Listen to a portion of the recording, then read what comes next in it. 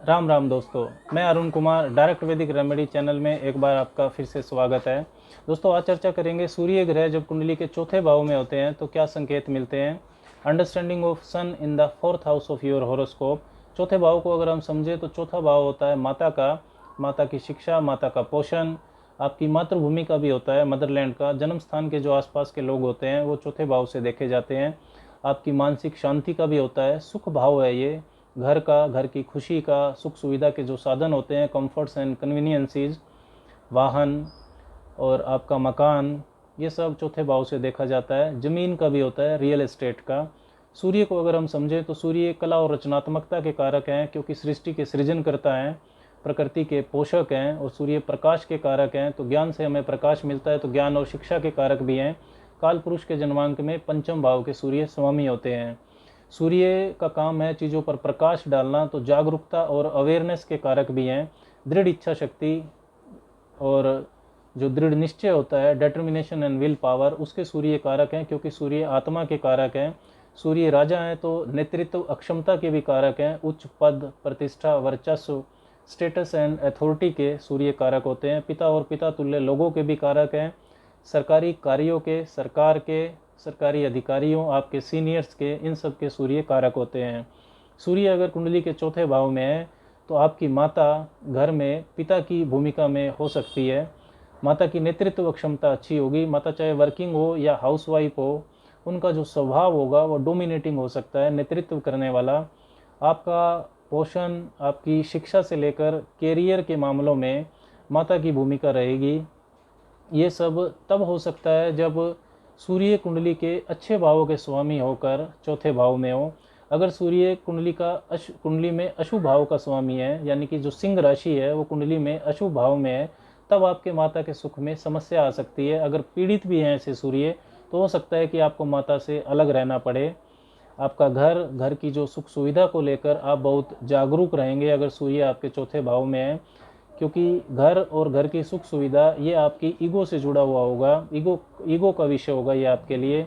बड़ा घर हो, मतलब आसपास की लोकेलिटी में आपका घर सबसे बड़ा और आकर्षक दिखे, ऐसी आपकी सोच होगी। सूर्य आत्मा के कारक हैं और वो चौथे भाव में है, तो बाहर रहने से ज़्यादा घर में रहना आपको अच्छा लगेगा। होम सिकनेस ये सूर्य आपको दे सकता है। घर से ही आप नौकरी या व्यापार अगर करें तो आपको अच्छा लगेगा। सूर्य चौथे भाव में कमज़ोर भी होते हैं, दिशा बल नहीं होता उनके पास, डायरेक्शनल स्ट्रेंथ नहीं होती है। और सूर्य अगर चौथे भाव में है तो इसका मतलब आपका जो जन्म है वो मिडनाइट के आसपास होगा, 11 से 1 के बीच में, तब सूर्य अस्त होते हैं, सूर्य की ऊर्जा नहीं होती है।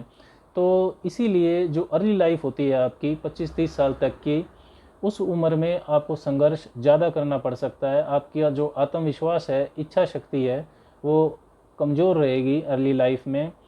और कैरियर का जो, विशेषकर कैरियर के मामलों में, कैरियर को चुनने में कि क्या करना चाहिए, उन मामलों में दुविधा, कन्फ्यूजन आपके अंदर रह सकती है। आपका व्यक्तित्व अंतर्मुखी हो सकता है, इसलिए जो तरक्की के अवसर हैं, गुड कैरियर अपॉर्चुनिटीज़ हैं, वो आपको कम मिलेंगी। लेकिन क्योंकि रात के बाद सूर्योदय भी ज़रूर होता है, तो इनिशियल लाइफ में संघर्ष करने के बाद धीरे धीरे आपका आत्मविश्वास और इच्छा शक्ति भी बढ़ जाएगी। शुरुआती संघर्ष के बाद कैरियर में सफलता मिलेगी। चौथा भाव आपकी मातृभूमि का भी होता है, जन्म स्थान के आसपास के लोगों का। और सूर्य की 7वीं दृष्टि कैरियर के भाव पर होती है, 10वें भाव पर। तो आसपास के लोगों का नेतृत्व आप करना चाहेंगे, उनका समर्थन आपको मिल सकता है, मतलब पॉलिटिक्स में प्रयास किया जा सकता है। राजनीति के क्षेत्रों में और मेडिकल फील्ड में भी चौथे भाव का सूर्य आपको सफलता दिला सकता है। राशि से अगर हम समझें तो कि किस राशि में सूर्य चौथे भाव में है और किस भाव का स्वामी होकर बैठा है, तो अगर आपका मेष लगन है तो कर्क राशि का सूर्य होगा, वृष लगन है तो सिंह राशि का, स्वराशि का सूर्य होगा, मिथुन लगन है तो कन्या राशि का होगा, सिंह लगन है तो वृश्चिक राशि का, और वृश्चिक लगन है तो कुंभ राशि का, धनु लगन है तो मीन राशि के सूर्य चौथे भाव में होंगे। ऐसे सूर्य अपनी दशा अंतर्दशा में आपको शुभ परिणाम दे सकते हैं। सूर्य की दशा अंतर्दशा में माता से जो संबंध है, सहयोग है, वो आपका अच्छा रहेगा। घर परिवार में आपकी जो इज्जत है, जो रेपुटेशन है, रुतबा, वो आपका बढ़ेगा। सभी आपसे सलाह लेंगे। घर परिवार को लेकर आप बहुत इगोस्टिक भी रहेंगे। ज़मीन, मकान, सुख सुविधा के साधन, ऐसी दशा में प्राप्त करने में आपको आसानी रहेगी। पॉलिटिक्स, रियल एस्टेट, मेडिकल का क्षेत्र और जो उच्च पद के लिए जो परीक्षाएं होती हैं उनमें आप सफलता पा सकते हैं। ऐसा सूर्य आपको उन क्षेत्रों में सफलता दिला सकता है। इसके विपरीत यदि आपका मकर लगन है तो उच्च के सूर्य हो जाएंगे चौथे भाव में मेष राशि के, लेकिन वो 8वें भाव के मालिक होकर चौथे भाव में होते हैं। कुंभ लगन है तो वृष लगन के होंगे, मीन लगन है तो मिथुन राशि के होंगे, तब छठे भाव के स्वामी बन जाते हैं। और यदि कर्क लगन है तो तुला राशि के सूर्य होंगे, नीच के हो जाएंगे। कन्या लगन है तो धनु राशि के होंगे, तब सूर्य 12वें भाव के मालिक हो जाते हैं। और तुला लगन है तो मकर राशि के सूर्य होंगे। ऐसा सूर्य अपनी दशा अंतरदशा में अच्छे फल देते हुए नहीं पाए जाते हैं। माता के सुख में ये कमी कर सकते हैं, माता से वैचारिक मतभेद को बढ़ा सकते हैं। कोई नया काम अगर ऐसे सूर्य की दशा में आप शुरू करना चाहते हैं तो उसमें भी संघर्ष रहेगा।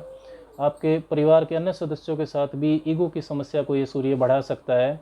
मकान, ज़मीन के संबंधी भी परेशानी ये सूर्य दे सकता है। बनाना चाहते हैं तो इसमें मुश्किलें आएगी अगर मकान बनाना चाहते हैं तो। व्यावसायिक उलझनों को बढ़ा सकता है। आत्मसंतुष्टि, मानसिक शांति नहीं मिलेगी, आपको बहुत बेचैनी का अनुभव इस दशा में रहेगा। दोस्तों, चौथे भाव में सूर्य के होने पर ये जो फल मैंने आपको बताए हैं, इन फलों में अन्य ग्रहों के प्रभाव से बदलाव होना संभव है। आज के लिए बस इतना ही। राम राम।